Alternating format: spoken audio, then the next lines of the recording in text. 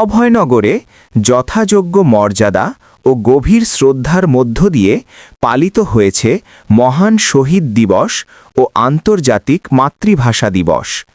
শনিবার দিবসটি উপলক্ষে প্রথম প্রহরেই নওয়াপাড়া শঙ্কর পাশা সরকারি মাধ্যমিক বিদ্যালয়ের শহীদ মিনারে বিভিন্ন শ্রেণী পেশার মানুষ পুষ্পস্তবক অর্পণ করে ভাষা শহীদদের প্রতি বিনম্র শ্রদ্ধা জানান।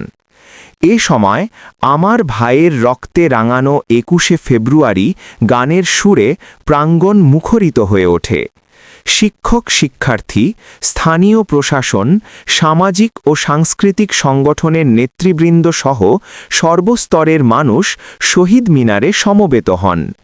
২১-এর চেতনায় উদ্বুদ্ধ হয়ে ভাষা আন্দোলনের শহীদদের আত্মত্যাগের কথা স্মরণ করেন সবাই।